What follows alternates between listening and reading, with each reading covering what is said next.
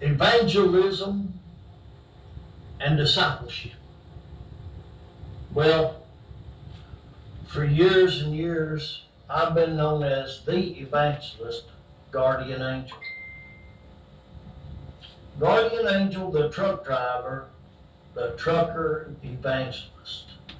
Look us up, Jerry W. Hulse, and Google my name, and on YouTube put trucker evangelist, adding to my name. I was up most of the night, and mind you, there's not much heat on this truck in 8 degrees below zero near the Wisconsin line. My diesel heater under the bunk quit working, so I had to rely on a little small ceramic heater, but God has blessed me to not get sick. And I've asked him, Lord, what can I leave with these young people? And I do believe at the end of this telecast that God is going to make himself tangibly known, like he has so many times. I'm believing him for that. To begin to talk about evangelism and discipleship, the Greek word for disciple means to teach. And how can you evangelize and how can you make disciples? When Matthew 28 chapter and 18, 19, and 20. Well, let's go to 17 because it really brings something into vernacular view. And mind you, I've driven most of the day and delivered and picked up and now on my way to Missouri.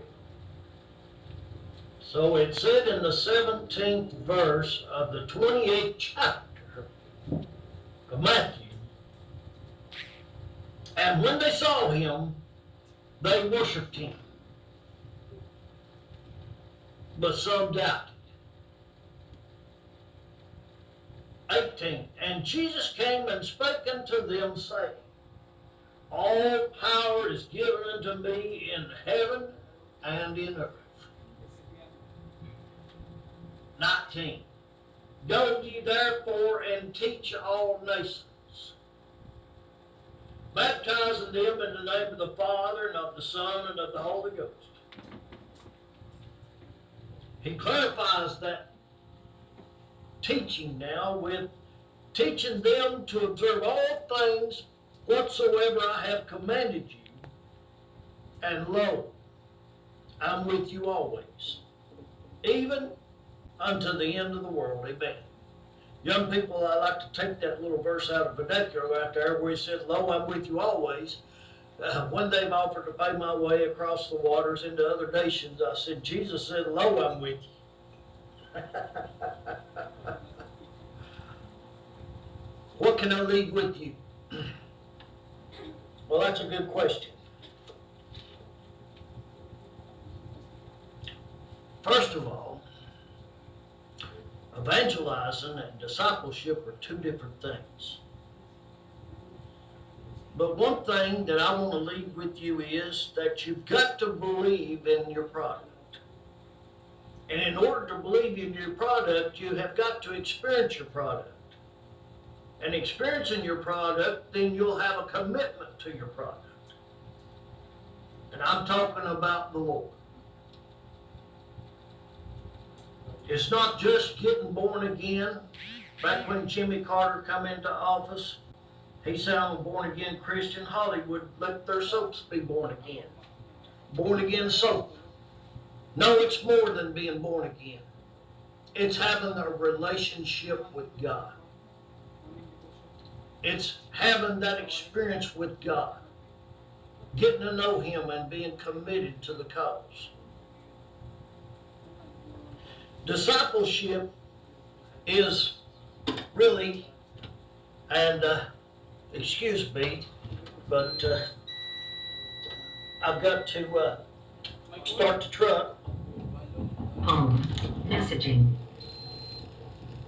Lights went out.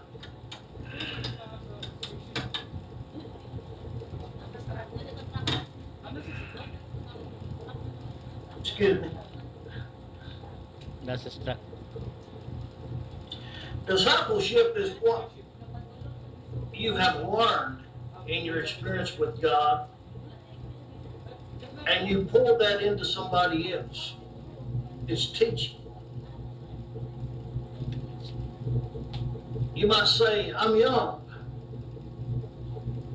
I really don't know what I want to do in life right now.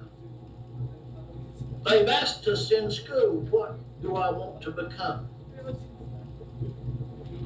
Jerry, if I could be truthful with you right now, I really don't know. That's okay. God already foreknew you before He started creation. He already knew that what you were going to be born into, who your parents were going to be. He already knew what the call upon your life was going to be and what your purpose was going to be for allowing you to be born to be here on this planet. Life has a way of steering you toward that purpose. God allows things to come our way. I know, as for me, I didn't have much of an earthly father because he was a genius. His mom was a genius, and he didn't think I could ever be what he was. He didn't give time to his family, but yet he would help his fellow man. Some of you watching this right now, you may have that same type of earthly father, or you may not have a father. Something may have happened to cause you to lose your father, or not to know your father. But God said He's the model father. And He said He would be a father to the fatherless. Isn't that good? I grew up without my father, earthly father, teaching me how to hunt, fish, all these activities I love to do, but my grandfather took that place. What are you getting at, Jerry? You got a divine purpose. If you'll look at the men that God called to be the first disciples, they were misfits. Some were unlearned. Others were rugged. One was a physician, the other was a tax collector, but they were misfits. God's looking for the misfits. God's looking for quality, not quantity. Even in watching this video, you may discover there's gifts within you that will be activated. When you met God, there was something birthed on the inside when you accepted Him into your heart and life. It begins to grow, but it's not seen. There's gifts laying dormant because God foreknew you. And He knew what your purpose was on this planet and what He chose you to be and fulfill that purpose. Now, you got to realize when you became intimate with God, something was birthed in you. And although it can't be seen, it's being protected by God. And at the right time, it's going to come forth and give birth.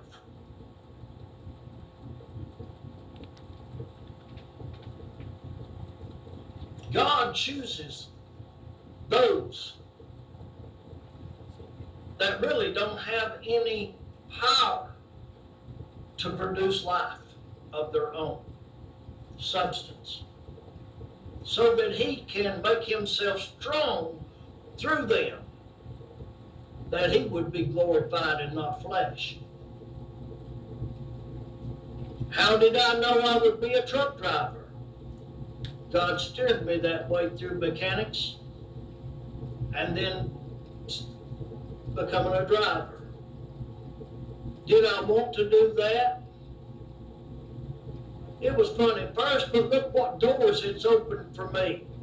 God chose that for me, and since he chose that for me and allowed me to meet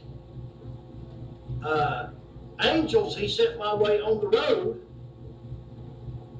he called me into the ministry, and there's been multiplied thousands of people saved, lives changed, entering the ministry, have a new outlook on life, a reason to live.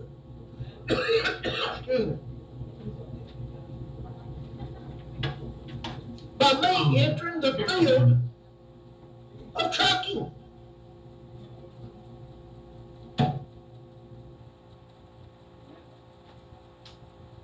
It's opened many doors. Look at that truck driver, preacher. Listen to him preach on the radio.